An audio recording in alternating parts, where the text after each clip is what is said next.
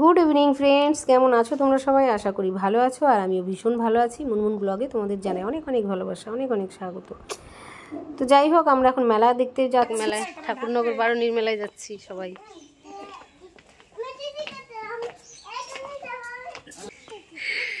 এই যে আমার চুন্তু বাবা, তোর মা চালাক কি, দেখ ফাঁকি দিল। টাটা বাবা, টাটা।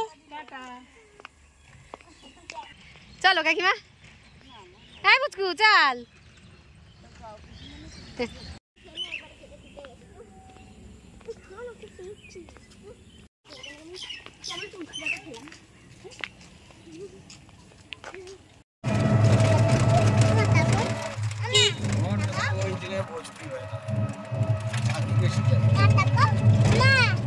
আমরা ঠাকুর বাড়ির রাস্তায় ঢুকে পড়েছি, তো নেমে পড়েছি টোটো থেকে সবাই।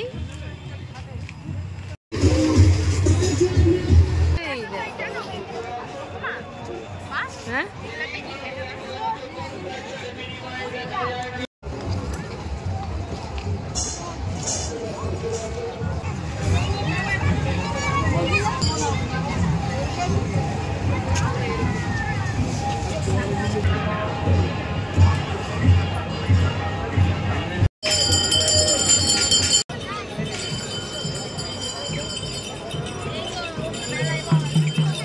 এই যে কামনা সাগরে এসে গেছি আমরা।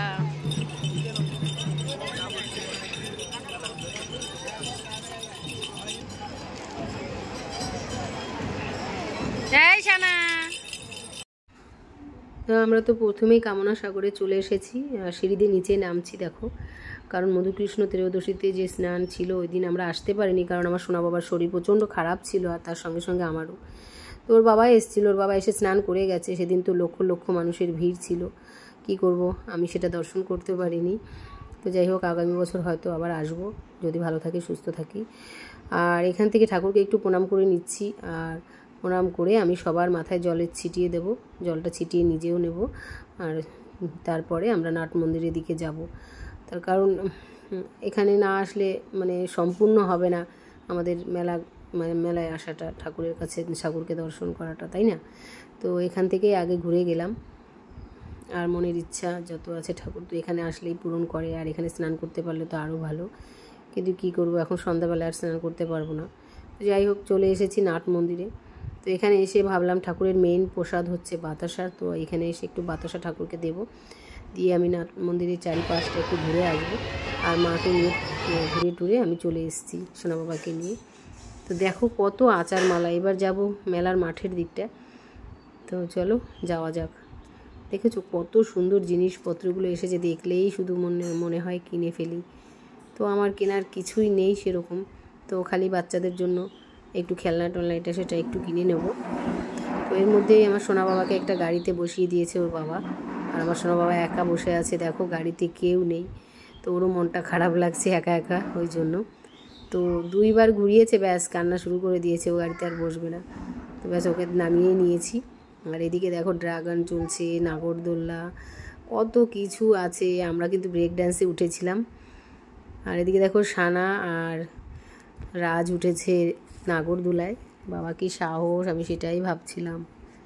আমি জীবনেও এই নাগরদোলায় কোনোদিনও উঠিনি, তো ওরা উঠবে বললো, ওই জন্য ওদেরকে উঠিয়ে দিলাম। ওরা ছোটো তো অসুবিধে নেই সেরকম। তো আমরা এই ব্রেক ড্যান্সে উঠবো বলে আমরা লাইন দিয়েছি টিকিট কেটে, তো ফাইনালি ভয় লাগছে।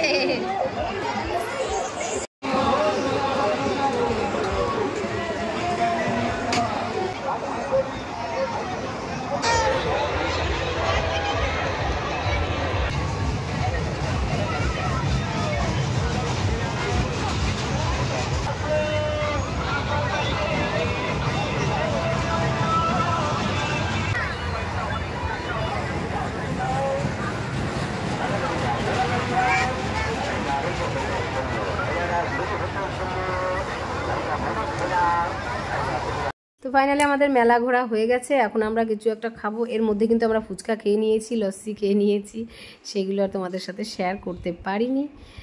আর আমরা এখন এখানে খেতে বসছি। আমরা বলতে আমি খাইনি, আর মা শুধু খাইনি এগুলো, আমাদের এটা ভালো লাগছিল না খেতে, ওই জন্য আমরা ঘুগনি খেয়েছিলাম।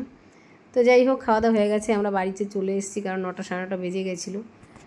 তো আমি বাড়িতে জিলিপি কিনে নিয়ে বাড়ি চলে এসেছিলাম। বাবা বাড়িতে ছিল, ভাই ছিল, ওই জন্য। তো যাই হোক, কেমন লাগলো আমার ভিডিও ফ্রেন্ডস অবশ্যই কমেন্ট বক্সে জানিও। ভিডিও ভালো লাগলে লাইক করে দিও, আমার চ্যানেলটি সাবস্ক্রাইব করে আমার পাশে অবশ্যই থাকবে তোমরা। তো চলো, আজকের মতো ভিডিওটা এই পর্যন্তই, আবার দেখাবে নেক্সট ভিডিওতে। ততক্ষণ টাটা, বাই বাই।